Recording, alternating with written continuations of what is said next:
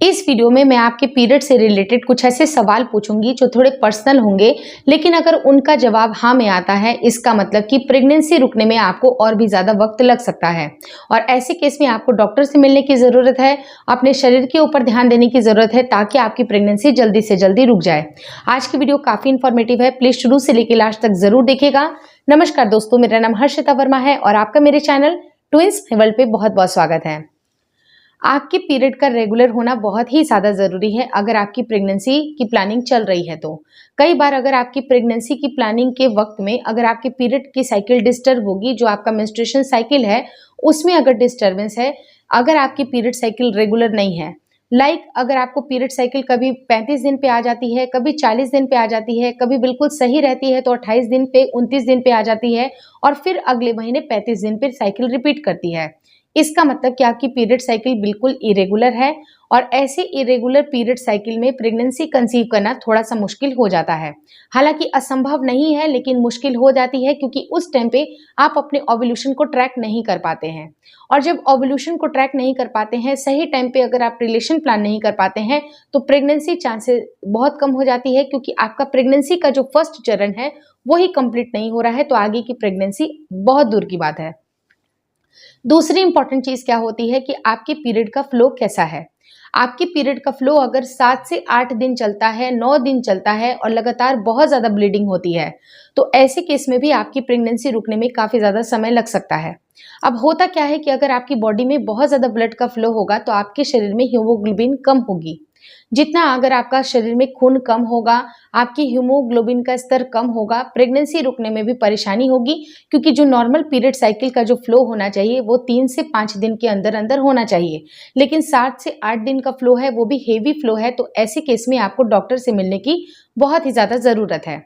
Third important point है कि अगर आपकी पीरियड साइकिल में आपको पीरियड का टाइमिंग बिल्कुल सही आता है, आपका 28 दिन पे पीरियड साइकिल रिपीट कर लेती है, लेकिन जब आपका पीरियड का जब डेट आता है उस टाइम पे सिर्फ 2 से 3 दिन आपको वाटर का डिस्चार्ज होता है। उस वाटर में आपको पिंक कलर दिखाई दे सकता है, हल्का रेडिश भी दिखाई दे सकता है, लेकिन पूरी तरह से ब्लड का फ्लो आपको 2 से 3 दिन के बाद होता है।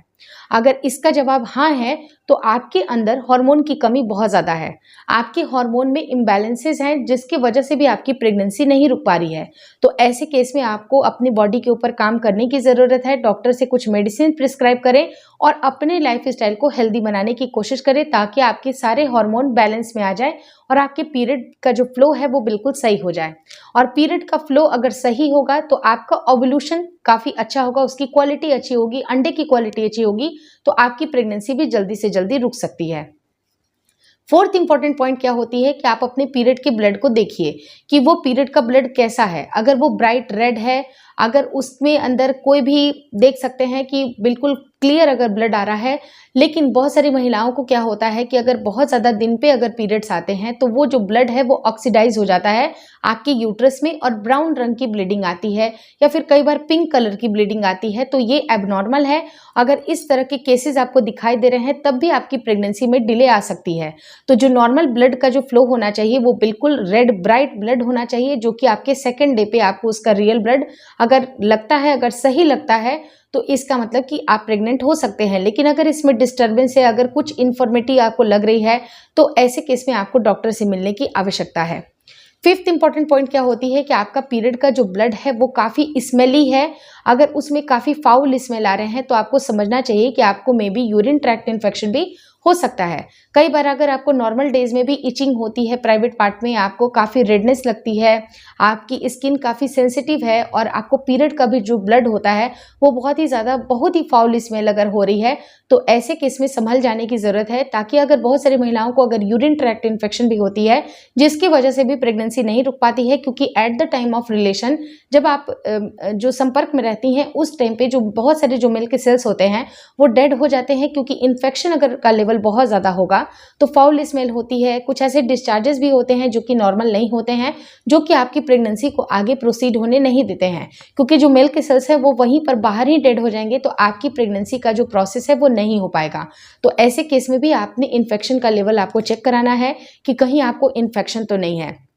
तो इस तरह के चेंजेस अगर आपको होते हैं तो आपको समझ जाना चाहिए कि अभी अपने बॉडी के ऊपर काम करने की आवश्यकता है। 6th इंपॉर्टेंट पॉइंट है कि अगर आपके इन दिनों में 3 से 5 दिनों में अगर आपको बहुत ज़्यादा हेवी ब्लीडिंग के साथ ही साथ ऐसे क्रैम्पिंग होते हैं जिसको बर्दाश्त कर पाना आपके लिए काफ़ी मुश्किल होता है। हालांकि जो क्रैम्पिंग होती है वो मेंस्ट्रुएशन का पार्ट होता है, उतना होता ही है, लेकिन अगर आपको बहुत ज़्यादा अगर क्रैम्पिंग हो रही है, बहुत ज़्यादा तकलीफ हो रही है, तो ऐसे केस में भी कुछ ऐसे सिम्टम होते हैं जो कि आपकी प्रेगनेंसी रुकने के लिए सहायक नहीं होते हैं। तो ऐसे केस में आपको डॉक्टर से मिलने की आवश्यकता है कि कुछ अंदर कुछ डिस्टर्बेंस तो नहीं है, कुछ सिस्ट तो नहीं बन रहे हैं, कुछ एबनॉर्मेलिटीज तो नहीं है। कई बार क्या होता है कि आपके यूट्रस का भी जो साइज है या उसका शेप है, मॉर्फोलॉजी है, अगर वो सही नहीं है, उसकी वजह से भी हेवी क्रैम्पिंग होती है। और ये सारी चीजें बताती हैं कि आपकी प्रेगनेंसी में अभी डिले है, क्योंकि आपकी प्रेगनेंसी के लिए आपके एंडोमेट्रियम की जो थिकनेस है उसका स्वस्थ रहना भी जरूरी है, ताकि वहां पर बच्चा चिपक जाए, और जब बच्चा चिपकेगा तो ही आपकी प्रेगनेंसी कंसीव होगी।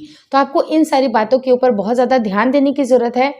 Last but not the least, जो 7th पॉइंट है वो बहुत इंपॉर्टेंट है कि 3 से 5 दिनों में आपको सेकंड डे आपकी जब ब्लीडिंग बहुत ज़्यादा होती है तो आपको कुछ क्लॉट्स भी दिखाई देते हैं। अगर वो क्लॉट्स एक मुनक्के के बराबर है, जैसे कि बड़ी जो किशमिश होती है उसके बराबर है, या उससे थोड़ी बड़ी भी चल सकती है, लेकिन अगर बहुत बड़े बड़े क्लॉट्स आते हैं तो ये आपको किसी बीमारी का संकेत बताते हैं। तो ऐसे केस में भी आपको डॉक्टर से मिलने की आवश्यकता है, और डॉक्टर आपको आगे गाइड कर देंगे कि क्या चीज़ें करनी है, आपके शरीर में कौन से न्यूट्रिएंट की कमी है, कुछ हार्मोन के इम्बैलेंसेस हैं, तो वो आगे अपने प्रोसीजर कंप्लीट करेंगे। तो अगर आपको ट्राई करते हुए बहुत ज़्यादा समय हो गया है, 1 साल से ज़्यादा समय हो गया है, तो अपनी इनफर्टिलिटी डॉक्टर से ज़रूर विजिट करें, ताकि वो आपको सही डायरेक्शन पे सही गाइडेंस ज़रूर दें, ताकि आपकी प्रेगनेंसी जल्दी से जल्दी रुक जाए। लेकिन अगर आप क्लॉट्स के बारे में और भी अधिक जानकारी लेना चाहते हैं कि ये पीरियड्स में आए हुए क्लॉट्स क्यों होते हैं, इनका क्या इंपॉर्टेंस है और ये क्यों होते हैं, कहीं कोई बीमारी का संकेत तो नहीं है, उसके ऊपर सेपरेटली मैंने डिटेल वीडियो एक अलग से बनाई हुई है,